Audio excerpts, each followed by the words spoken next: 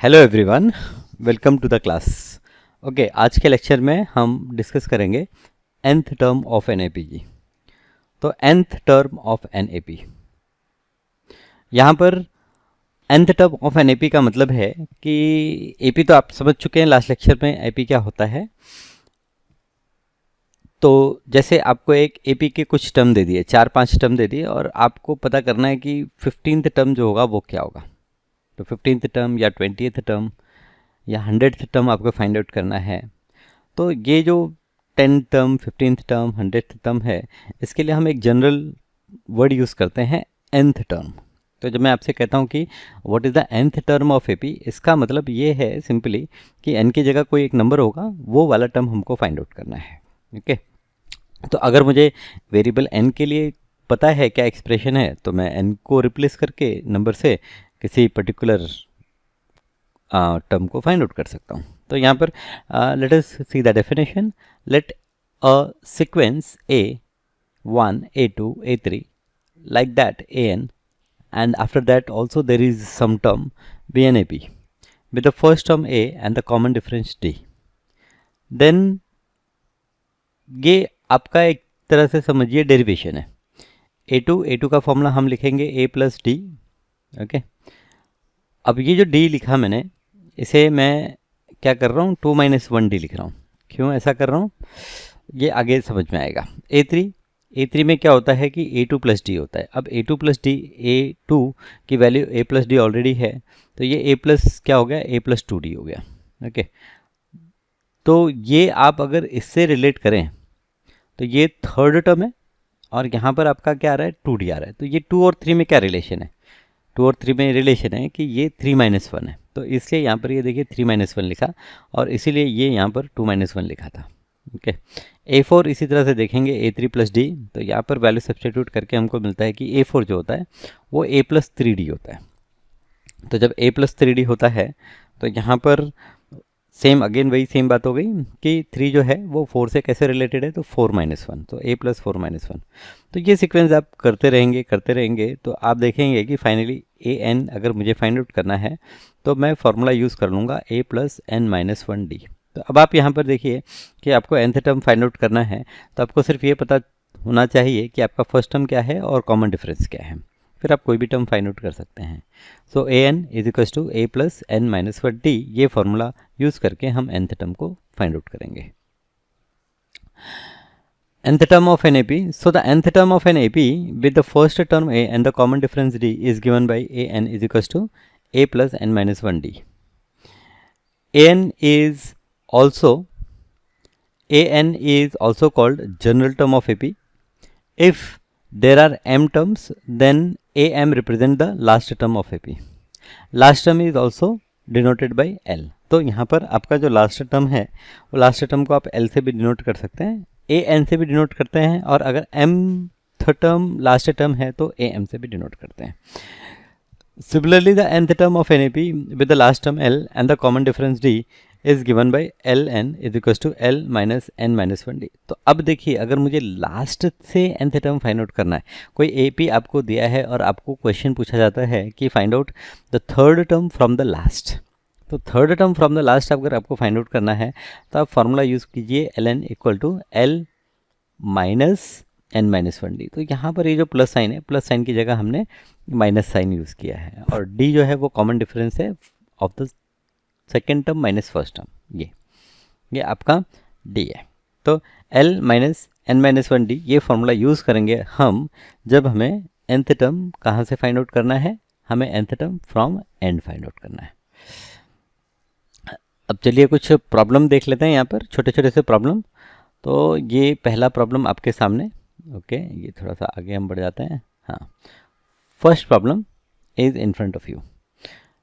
यहाँ पर ये कुछ फिल इन द ब्लैंक है, ये आपको भरना है। तो आप ये पहला एग्जांपल देखिए, यहाँ पर a दिया है हमें, d दिया है हमें, और n दिया है, और पूछा है कि an क्या होगा। तो a, d और n दिया है, an पूछा है, तो पहले तो क्या करेंगे, पहले हम an का फॉर्मूला लिख लेंगे, an is equals to a plus n minus 1d, और फिर उसके बाद क्या करेंगे, जो वैल्यूज़ हमें दी हैं वो सब्स्टिट्यूट कर लेंगे। तो a की वैल्यू 7, n माइनस 1, n की वैल्यू 8 है, तो ए 8 फाइंड आउट करना है, तो 8 - 1 और डी की वैल्यू 3 सब्सटीट्यूट किया हमने और ये हमें ए एन मिल गया। तो ये जो ए एन मिला है ये बेसिकली आपको ए एन की वैल्यू यहाँ पर 8 है, तो ए 8 की वैल्यू मिली है। This is a 8 equal to 28। Okay, simple question, any doubt, difficulty? No, right, perfect.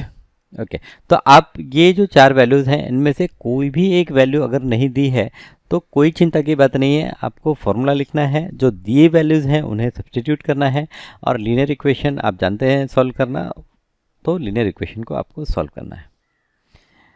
चलिए आगे बढ़ते हैं। यहाँ पर a की वैल्यू -18, d अब यहाँ पर अननोन है, n 10 दिया हुआ है और nth टर्म आपको 0 दिया है, n की वैल्यू, और nth टर्म यहाँ पर आपको 0 दिया हुआ है। तो फिर सेम चीज़ क्या करेंगे, हम यहाँ पर ए एन का फॉर्मूला लिखेंगे और जो जो वैल्यूज़ दी हैं वो सारी वैल्यूज़ को सब्स्टिट्यूट करेंगे और फिर सिंप्लीफाई कर लेंगे। तो ये आपका ये सिंप्लीफिकेशन होता है 0 इक्वल टू -18 + 9d। आप -18 को लेफ्ट में लेके आएंगे तो +18 हो जाएगा, तो 9d is equal to +18 and d is equal to 2। Okay, चलिए बहुत अच्छा, आगे बढ़ते हैं। अब यहाँ पर इस प्रॉब्लम में आपको a की वैल्यू अननोन है, d की वैल्यू -3, n की वैल्यू 18 और a n की वैल्यू -5। तो ये प्रॉब्लम आप कर सकते हैं, खुद ही कर सकते हैं। क्या करेंगे, आप लिखेंगे a n is equal to a + n - 1d। Okay, ये लिखेंगे, फिर इसके बाद में आप वैल्यूज़ को सब्स्टिट्यूट कर देंगे। तो यहाँ पर मैं थोड़ा सा इंक चेंज कर लूँ, हाँ चलिए ये ब्लू ले लेते हैं। तो यहाँ पर a n -5 है, -5 इज इक्वल टू a की वैल्यू पता नहीं प्लस n - 1, सो n की वैल्यू यहाँ पर आपको 18 है, 18 - 1 और d की वैल्यू -3 है। So this -5 is equal to a plus 17 into -3, 17 into -3 is what, 51। So -5 is equal to a - 51। अब ये -51 लेफ्ट में ले लेते हैं, तो therefore 51 - 5 is equal to a। So therefore a is equal to 11 - 5 6, so ये a हो गया 46। The value of a is 46। अब ये प्रॉब्लम में आपको a दिया है, d दिया है, n अननोन है, a n की वैल्यू दी है। तो अब तो ठीक है, अब ये प्रॉब्लम मैं भी नहीं करूँगा, ये प्रॉब्लम आप कर सकते हैं आसानी से। तो ये प्रॉब्लम आपको करना है, ठीक है। और ठीक है, ये टेक्स्ट बुक का क्वेश्चन है, तो टेक्स्ट बुक का बैक साइड में आपको आंसर भी मिलेगा, आपका आंसर मैच होना चाहिए। ओके, तो सॉल्व करके चेक करना। आगे यहाँ पर भी a d और n दिया है, a n फाइंड आउट करना है, कर सकते हैं आप लोग। ओके, चलिए एक टाइप का प्रॉब्लम हो गया जहाँ पर हमें ए एन के फॉर्मूले को यूज़ करके हमें कोई एक अननोन वैल्यू फाइंड आउट करनी थी। वो ए हो सकती थी, डी हो सकती थी, एन हो सकता था या फिर ए एन हो सकता था। Second problem, choose the correct choice, okay, and justify.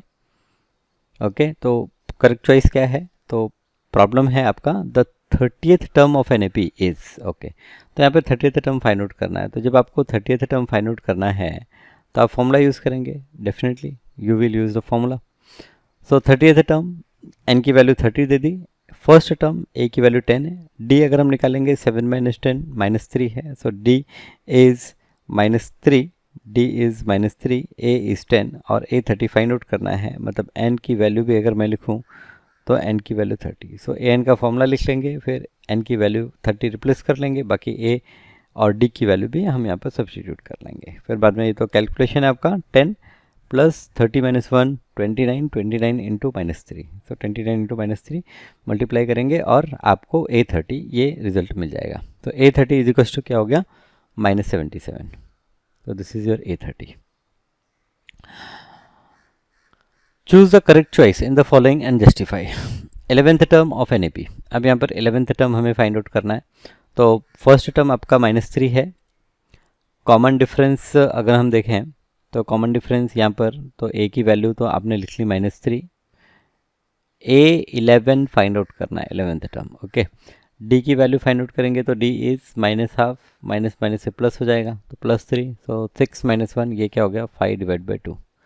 ये आपको डी की वैल्यू हो गई। तो ए मिल गया, डी मिल गया, और यहाँ पर एन मिल गया, 11 है। ए एन का आपको वैल्यू फाइंड आउट करना है, ए 11 आपको फाइंड आउट करना है। तो ए 11 का फॉर्मूला लिखेंगे और फिर जो भी आंसर आएगा, ठीक है। तो ट्राई कीजिए और देखिए ये 4 ऑप्शन में क्या मिलता है हमें। ये सी ऑप्शन थोड़ा सा चेक करना पड़ेगा क्या है। ओके, मे बी ये -38 होगा। Okay, third question. अब थर्ड क्वेश्चन देखिए, यहाँ पर आप बताइए ये जो बॉक्स दिया है ये बॉक्स में क्या वैल्यू आएगी। तो ये बॉक्स आप देखेंगे ध्यान से, तो ये बॉक्स आपका सेकंड वैल्यू होना चाहिए। मतलब ये डब्बा जो है ये किस पोजीशन पे है, ये A2 की पोजीशन पे है। तो A2 की वैल्यू हमें फाइंड आउट करनी है और हमें दिया क्या है। तो यहाँ पर हमें A दिया है और A3 दिया हुआ है। तो यहाँ पर an का फॉर्मूला a + n - 1d। अब क्योंकि मुझे A3 दिया हुआ है तो मैंने A3 का यहाँ पर फॉर्मूले में सब्स्टिट्यूशन किया, सॉल्व किया, तो मुझे यहाँ पर d की वैल्यू मिल गई। तो d = 12। अब एक बार d मिल गया तो A2 = क्या होता है, a + d ही तो होता है। सो d आपका 12 है, a आपका 2 है, सो 2 + 12 14 is your answer for A2। ठीक है, चलिए आगे बढ़े। आप यहाँ पर देखिए, यहाँ पर मुझे तो फर्स्ट टर्म भी नहीं दिया है, सेकंड टर्म भी नहीं दिया है, लेकिन इन्होंने यहाँ पर मुझे थर्ड टर्म दिया है। Fourth term, again fourth term नहीं दिया हुआ है, और मुझे यहाँ पर फिफ्थ टर्म दिया हुआ है। तो अब यहाँ पर इस स्थिति में क्या कर सकते हैं हम, यहाँ पर हम जो हमें दिया है, जैसे 13 और 26 ये दो वैल्यूज़ दिए हैं, तो पहले तो हम फॉर्मूला लिख लेंगे, an का फॉर्मूला लिख लेंगे, और an के फॉर्मूला लिखने के बाद में यहाँ पर an का फॉर्मूला लिख लिया। इसी तरह से A2 का हमारा फॉर्मूला हो सकता है, A3 का फॉर्मूला हो सकता है। ओके, सो ये प्रॉब्लम थोड़ा सा गलत किया हुआ है। ओके, फर्स्ट टर्म नहीं है, सेकंड नहीं है, थर्ड टर्म है। तो ये यहाँ पर क्या होना चाहिए, ये आपका A3 होना चाहिए। क्या होना चाहिए, A3। ओके, तो ये पूरा प्रॉब्लम थोड़ा सा यहाँ पर मिस्टेक है। A3 मतलब a + 2d की वैल्यू 13 है, और A5 की वैल्यू दी हुई है। A5 की वैल्यू यहाँ पर आपकी 26 है। Okay, first, second, third, fourth, fifth, तो A5 की वैल्यू यहाँ पर a + 4d होगी, और A5 की वैल्यू तो 26 दी ही गई है। तो यहाँ पर ऐसा भी हो सकता है कि ये एक बॉक्स एक्स्ट्रा बना दिया है, ये बॉक्स नहीं है। तो ये बॉक्स नहीं है तो फिर हमारा प्रॉब्लम सही हो जाएगा। यहाँ पर ये जो किया है कि A2 की वैल्यू 13 हो जाएगी और A4 की वैल्यू 26 हो जाएगी। तो ठीक है, लेट अस कंसिडर कि वो बॉक्स नहीं है, पहला बॉक्स नहीं है, तो आपको A और A3 की वैल्यू फाइंड आउट करनी है।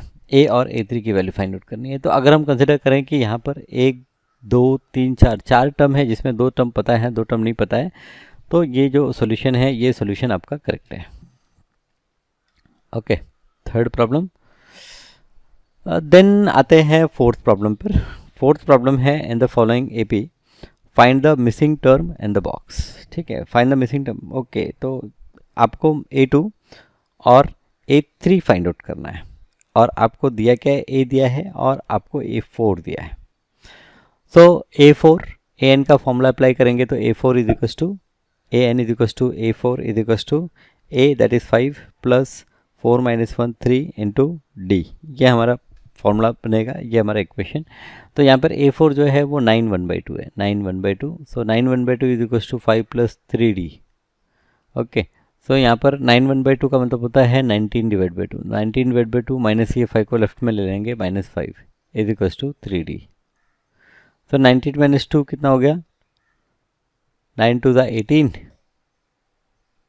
ओके, 9 2 = 18, 1 10, तो 2 5 = 10। सो ये 2 9, अच्छा मैं कुछ गलत कर रहा हूँ ना यहाँ पर। 2, हाँ क्या करना चाहिए मुझे, d की वैल्यू फाइंड आउट करनी है। तो ये 19 - 10 होल डिवाइड बाई 2, सो वो 2 इधर जाएगा और ये 6d हो जाएगा। So 19 - 10 is 9. So 9 divided by 6 is equals to d. So 9 divided by 6 is what? 3 divided by 2. So 3 divided by 2 is the value for d. तो डी की वैल्यू आपको मिल गई।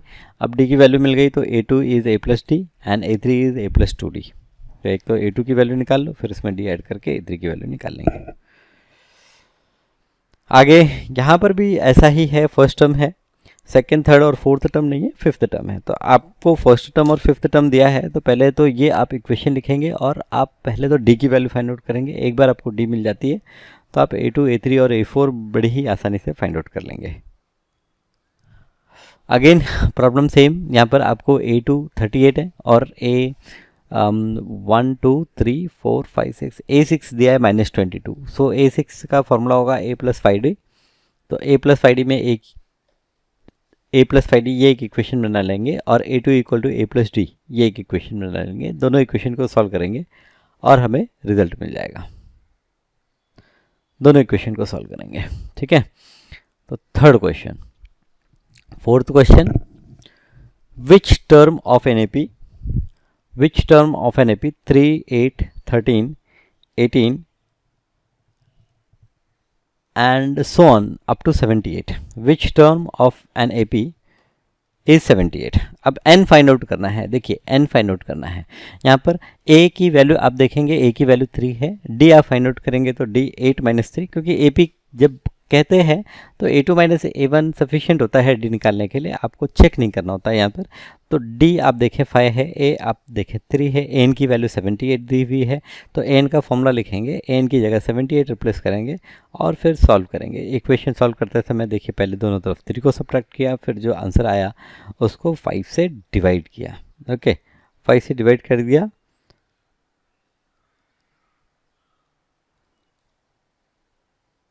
तो ठीक है। तो यहाँ पर सिंप्लीफाई करेंगे और n की वैल्यू आपको मिल जाएगी, n इज इक्वल टू 16। यहाँ पर ये पर्टिकुलर प्रॉब्लम है।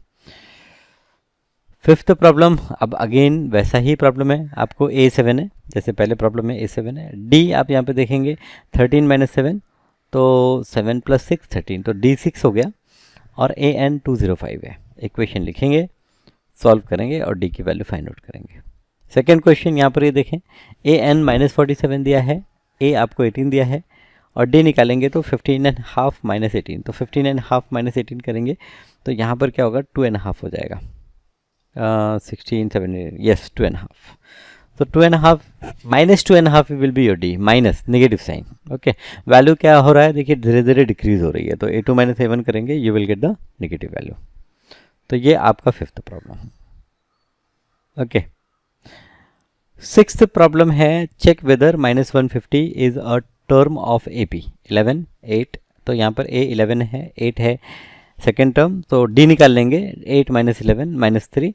अब हमें चेक करना है कि -150 कोई टर्म है या नहीं है, तो हम क्या करेंगे, यहाँ पर हम AN कंसिडर करेंगे -150 और फिर सॉल्व करेंगे। अगर n की वैल्यू कोई पॉजिटिव इंटीजर मिलती है तो इसका मतलब ये आपका जो -150 है ये कोई तो टर्म है सीक्वेंस में। उसके लिए कंडीशन क्या है, उसके लिए कंडीशन है कि n की वैल्यू जो है वो एक पॉजिटिव इंटीजर आना चाहिए। तो जैसे यहाँ मैं देख पा रहा हूँ कि n की वैल्यू पॉजिटिव इंटीजर तो नहीं है, 54 2/3 है, तो इसलिए ये जो सीक्वेंस है ये सीक्वेंस में AP सीक्वेंस है, ये AP सीक्वेंस में -150 कहीं पर भी फिट नहीं बैठता। ओके, तो ये कुछ प्रॉब्लम हैं जो आपके सामने हमने अभी देखे हैं, डिस्कस किए हैं। आगे के प्रॉब्लम्स को हम नेक्स्ट क्लास में डिस्कस करते हैं। आज के लिए हम यहीं पर स्टॉप करते हैं और फिर आपसे मुलाकात होगी अगले लेक्चर में। तो ये जो 6 प्रॉब्लम है, ये 6 प्रॉब्लम आप अच्छे से सॉल्व करके रखिएगा अगले लेक्चर के लिए, ठीक है। ओके, चलिए बाय बाय।